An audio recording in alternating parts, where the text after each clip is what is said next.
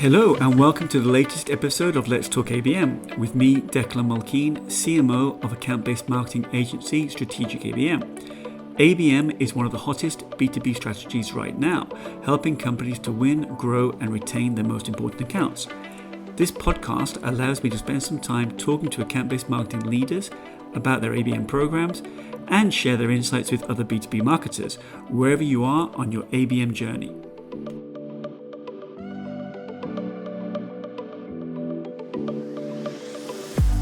So today I'm joined by Karen Strugnell, who's the Global Client Relationship Marketing Leader at Accenture. Karen, thanks so much for joining us today. Thanks. Thank you, Declan, for this opportunity. Well, obviously, let's talk ABM. We're going to talk about account-based marketing for the next half an hour or so. But I'd like to talk about you first, actually, because I was looking at your LinkedIn profile before we met. And obviously what struck me was, the very, very seasoned B2B marketing professional with a long time spent at IBM, the Big Blue. And also what struck me was obviously that you've been based out of Paris for, I don't know, you'll tell me, but it seems like a number of years. So you're obviously an expat, probably not going home now back to the United Kingdom. But I'd like to ask you those two questions really. But first, let's kick off talking about the time you spent at IBM. Tell us a little bit about the marketing you did there and tell us a little bit about the account-based marketing that you did there. And then we'll move on to talk about France and Paris. Yes, so I spent a number of years at IBM and had various, very interesting roles. A long stint really in industry marketing for our consulting business across EMEA. And so that was really working with the account partners and account teams on some of our largest financial services clients. And I felt that was really, a good segue into account-based marketing, because in industry marketing, a lot of it was about really working directly with the clients. In industry marketing, you really have to understand, the client context, what's going on in the industry, the trends and so on. So, it's definitely a good way to, a setup actually for moving into account-based marketing afterwards. And then I did move into an account-based marketing role across EMEA, and it was really about setting up that ABM function, starting with account selection. So really starting from scratch, account selection, prioritization, and working through the resources and activities and available, and basically, structuring what account-based marketing was. And then that led into working with a global team about defining account-based marketing globally. And that was then the program that was rolled out across IBM. And so just touching on that then from your time and the kind of time frame, obviously this year we're celebrating 20 years of ABM. For I think Bev Burgess coined the phrase back in 2003, doing work with Accenture. So therefore, and I think also with Unisys. So with your work with IBM at the time, you were more or less at the beginning of that journey as well, that kind of ABM journey. Is that fair to say? It is fair to say so, but initially, as I say, I was focusing more on industry marketing, and we didn't really talk about ABM per se at that time. And it was more of an industry focus, but we lent towards working specifically with our largest clients. It felt like a natural thing to do, especially when you have really large, conferences, industry-specific conferences, thought leadership. You want to bring that to the client. So we actually started to think in those terms without calling it account-based marketing, I would say. Yeah. So let's talk about the connection with France and Paris. The question I had in my mind, I spent a long time on and off living in Paris and working there for 16, 17 years. So when I saw that you were based there, it kind of brought back nostalgia of my time there as well. But from the time you spent there, how many years have you been living there now? So I've been in France for actually almost 30 years, coming up to 30 years. So it feels like a very long time, and obviously longer in France now than I spent in the UK. Well, I was going to say, go ahead. So yeah, I feel equally French and British most of the time. Well, the question I was going to ask you, having worked there, and I've done a lot of sales and marketing in France as well, and had to market and to French companies and the like. Do you think that kind of how your mind has changed, perhaps, and how your mindset has changed? Do you think that has any impact on how you approach marketing and how you approach kind of communication? It probably does. To be honest, it's so much a part of me today that it's difficult to see what it would have been otherwise. What I would say though is I think the whole idea of being, sort of bilingual and bicultural is a really useful thing when it comes to marketing, especially in a global organization. I think there's something about the ability to, really making a conscious effort to understand, to listen, and to be to adapt essentially from one culture to another. In the account-based marketing world, that is actually one of the key strengths, that being able to adapt and understand to different client contexts. So I think it's actually a skill that that probably comes from that situation that's really helpful in my work today. No, particularly as if account-based marketing is all about putting the customer at the center of what you do and getting as close as you can to them and understanding them as much as you can. So having that ability to understand their culture, their psyche, what makes them tick, etc., in a different culture. And obviously, there's so many huge French accounts Absolutely. across petrochemical, oil, IT services, etc. That's a real benefit. So, Karen, you moved relatively recently, I think about 12, 18 months ago, to Accenture, another well-known company. And actually, we mentioned just at the beginning of this podcast that Accenture was one of the first companies to actually create and deliver account-based marketing programs back in 2003, I think it was.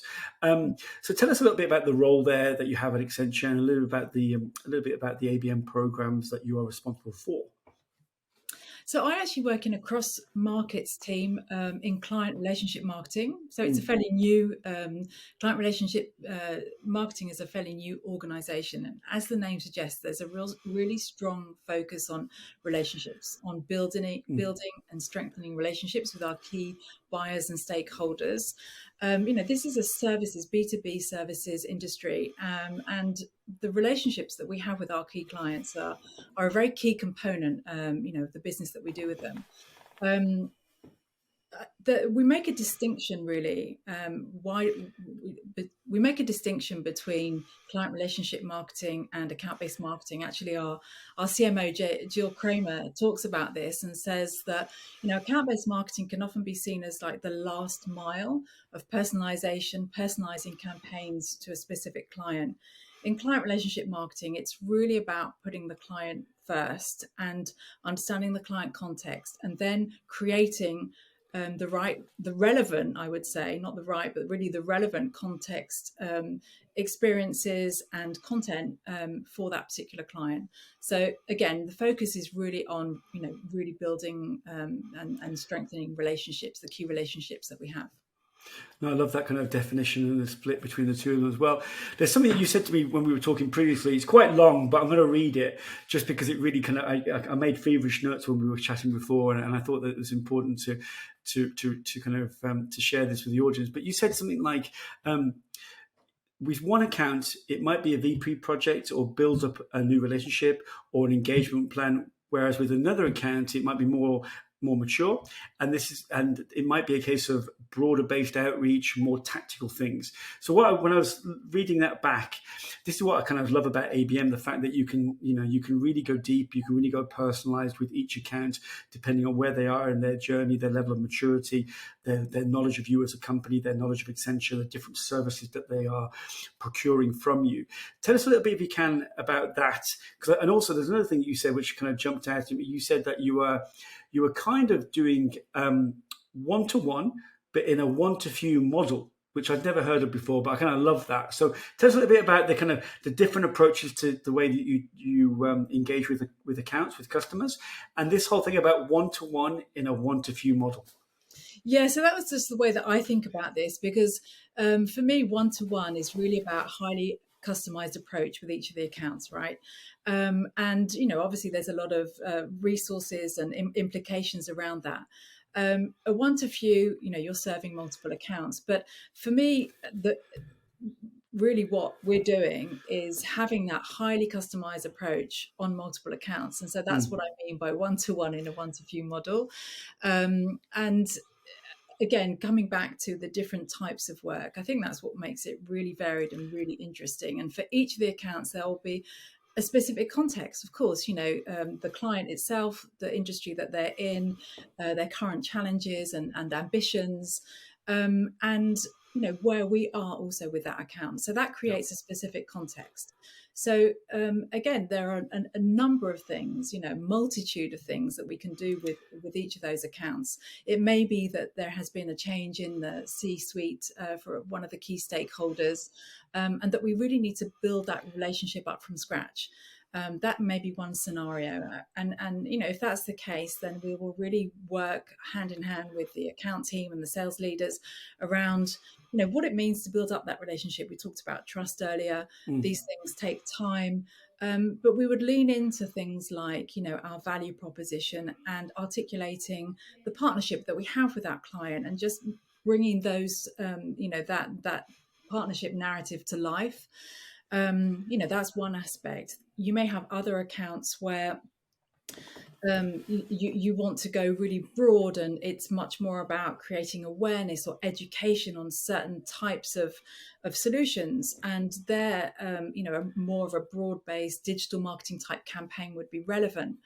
And then another instance, there may be a really big deal that's in the works, and the relationships that we have with the key stakeholders who are involved in that, that we would want to work on the relationships from that perspective.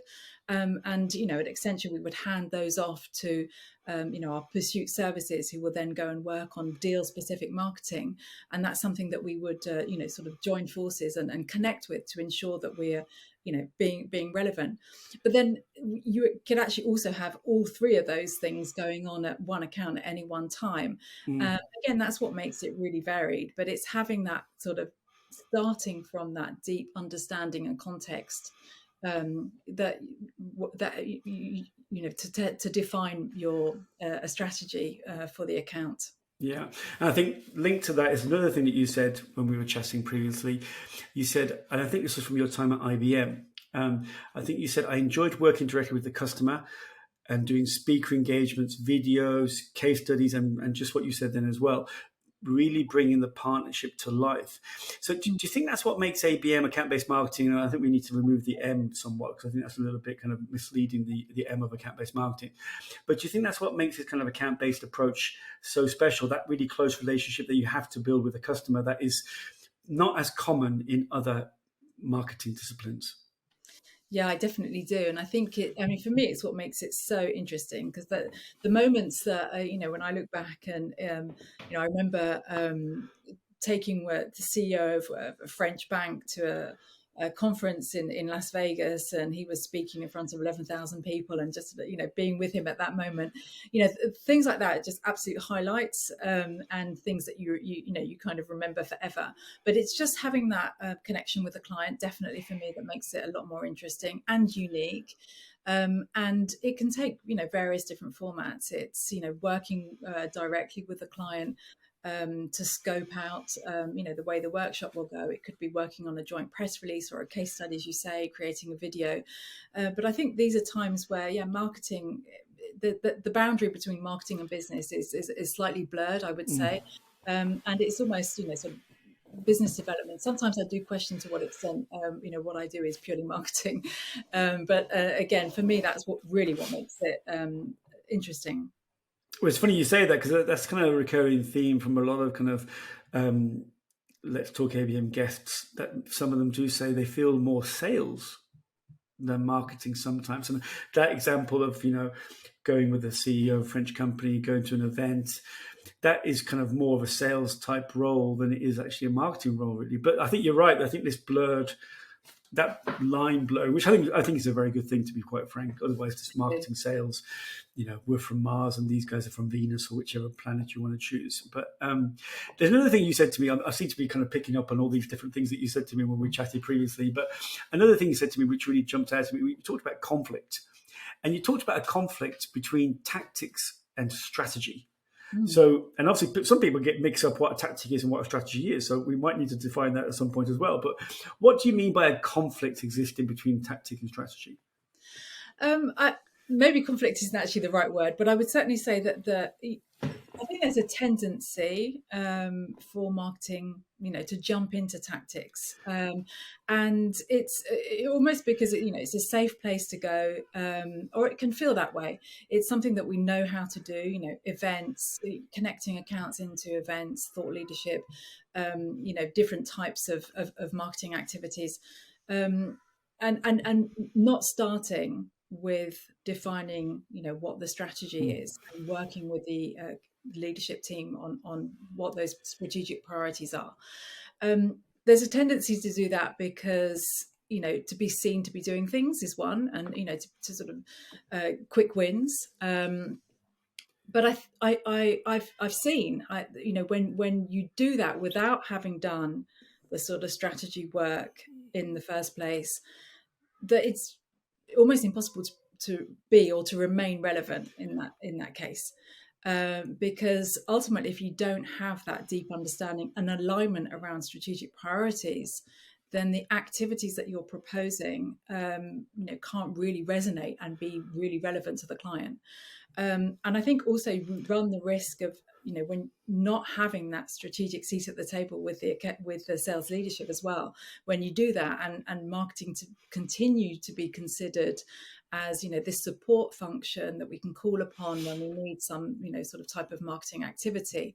Whereas when you start with a strategy, the conversation is different, and you do have that place at the table, and you define jointly what the strategic priorities are, and actually then the marketing plan and the tactics flow quite naturally from that. Now, I'm not saying it's not a huge amount of work in itself, because it is, working through what they are, what the relevant tactics are, how you actually personalize them and customize them for a given account. That's a lot of work. It becomes so much easier when you're really clear on the strategic priorities, and you have that alignment with the sales leadership team. Yeah, and I think added to that, probably I'm going to sneak a question in here, which is that thing that you mentioned several times is time, and no one seems to have any time. So how do you make sure that you're given that time to actually do that strategy work, to do the hard work that then, that background desktop work almost? How do you get that time? It is a really good point, and I think linked to questions around the hardest part of ABM, and what it is that it's about the time that it is required to do it. Now, I'm not saying that you should not do any tactics in the meantime, because there will be immediate things that you just think, okay, we will of course get the client involved in this particular activity event that's happening. We should share that. We should do things immediately, but not without doing the strategic work. So I think there's almost a way to manage that is to start from that strategic place where you can bring in some immediate irrelevant tactics. Start to do that, but maybe sort of keep them going in parallel almost. But it's a lot about changing the mindset. We talk a lot about this, changing the mindset in marketing. When you do move to an account-based marketing approach, which is, it's not really about quick wins. It's actually really a longer term initiative, and it should be, you need to allow that time if you really want to see results. You need to factor that in to your account-based marketing strategy. I'll make sure I try to see whether that fits on a t-shirt, because I think more people need to hear that, really, because it's a message that we're trying to get out to the market a lot about the fact that ABM takes time. And I think you're right. And at the agency, we have a program which we call Kickstart Accelerator, which is exactly what you were saying then, is you can put into market with the accounts certain programs which can do some testing while you're busy working on the strategy in the background. But it's a case of, there's a lot of education, as you said, and there's a lot of setting expectation, I think, is really important as well. So if everybody's agreeing that this is what's going to happen, it's going to happen on this date in the future, whatever it is, and everyone says, okay, I get it, that's fine. And I think as marketers, we've got to be great communicators. As ABMers, rather, we've got to be great communicators. Yeah. To communicate to those audiences that need to hear what's going to happen and when. You mentioned about perceptions and changing perceptions. Obviously, there are many use cases for ABM. Client growth, retention, new business opportunities, etc. And one of them, obviously, is changing mindset, changing perceptions within an account. And I think you gave an example earlier when we were speaking about it may be the case that an Accenture customer might be buying tech solutions from you, but you'd like them to know more about your full capability, you'd like them to know about your consulting or your customer experience solutions, etc. Could you possibly share a little bit about how do you do that kind of perception shift in an existing customer that is a big buyer of X, but you'd like them to know a little bit more about Y and Z? Yeah, and I think that it's a very common, common challenge that companies have. But ultimately, the experience that the client has of you is very personal and directly linked to what they've been in contact with. And so, if you have projects running on certain topics, then that will really shape the way that they see you and the things that you are really known well for. And so there is that challenge of how do you break out of that? How do you broaden it out and basically change perceptions? I think there are a number of things that work in those in that context. One is something that we do at Accenture, which is around sort of bringing the partnership to life, telling the story of the full value, the 360-degree value. That's actually something that we talk a lot about, is articulating the value that we bring to these really large clients across 6 dimensions, multiple dimensions, not only financial, which is often the most first source of value, but also around customer experience, also around sustainability, inclusion, and various other factors. And when you start to tell a story which is based on the value that you bring to the client, that's one way of showing that it's not just about a specific solution, but actually it's a broader set of capabilities that are behind it.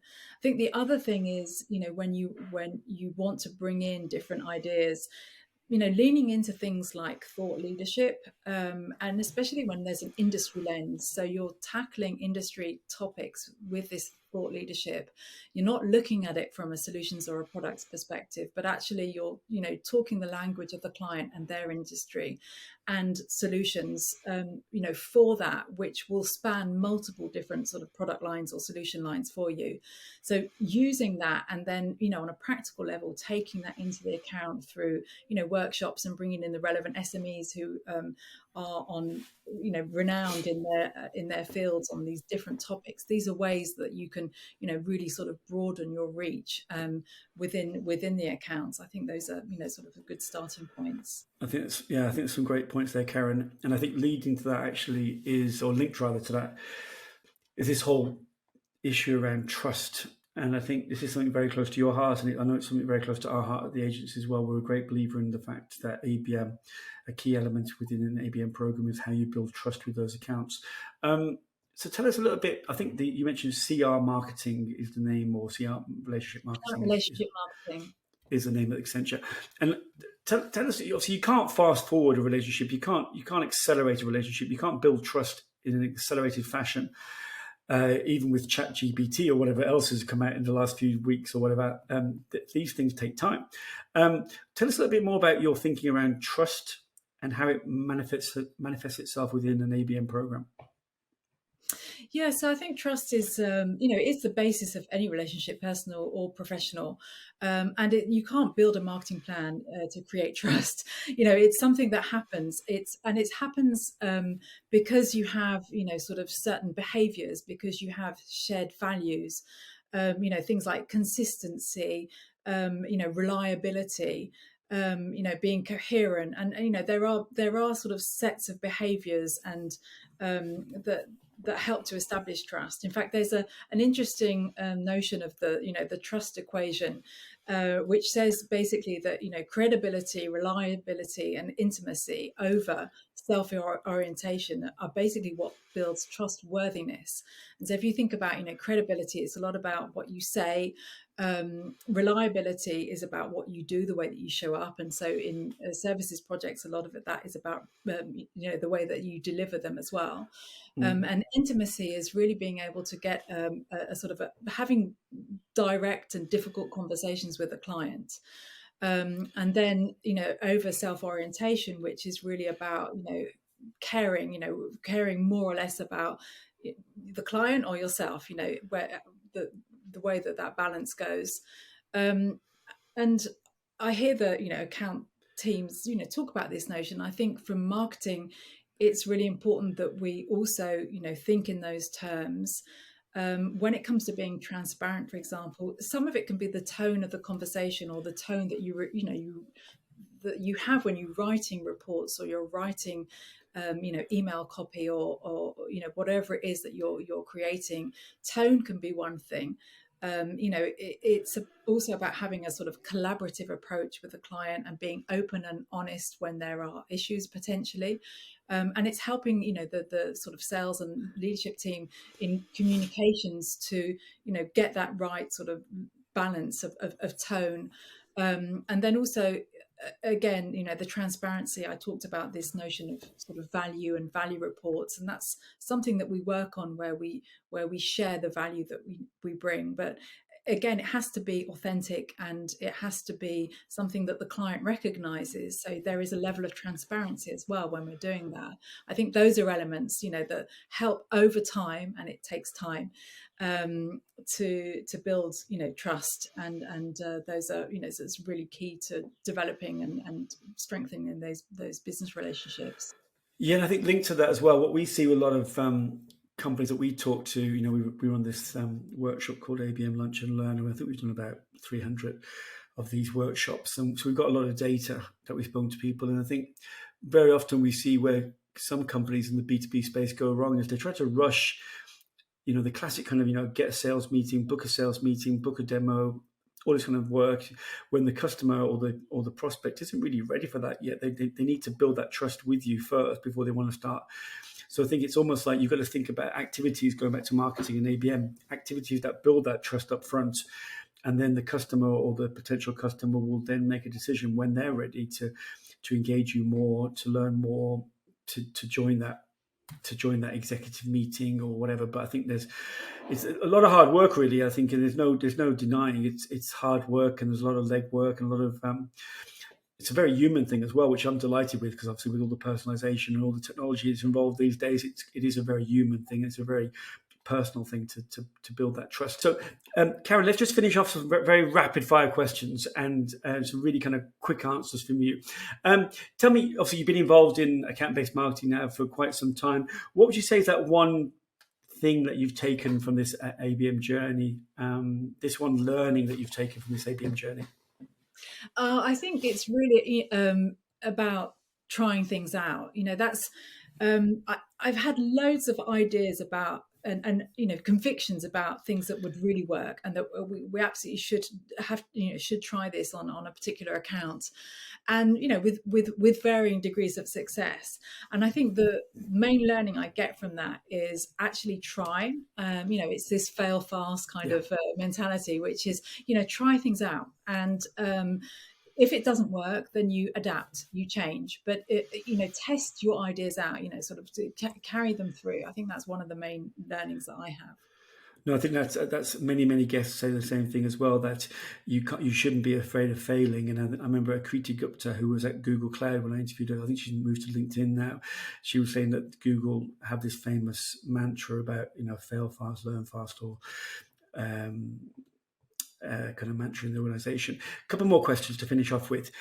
What is I think you talked about it earlier actually, but what do you think is the hardest part of ABM?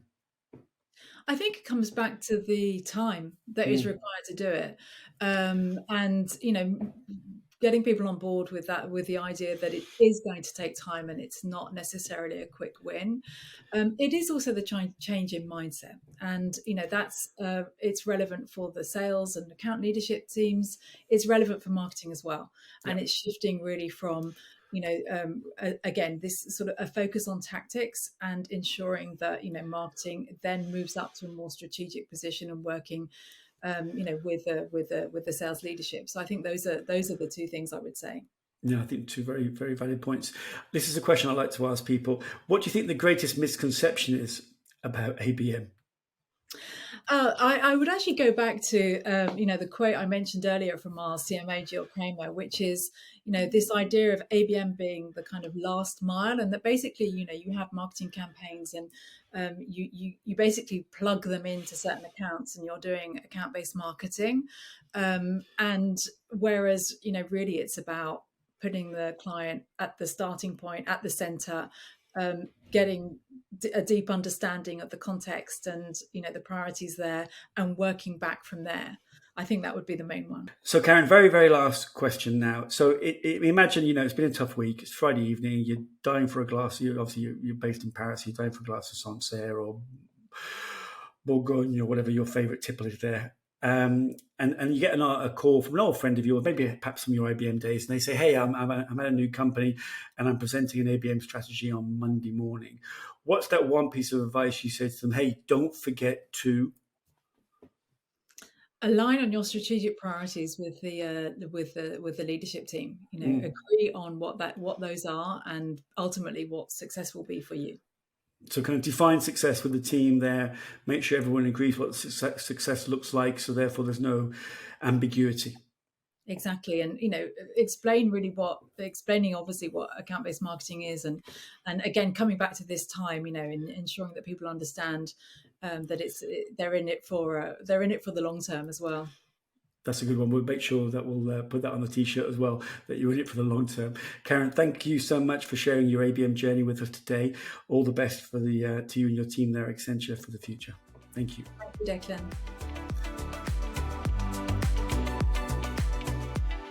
If you enjoyed this episode of Let's Talk ABM, be sure to subscribe so you're notified when a new episode is posted. Feel free to rate and review this podcast. Thanks so much for listening.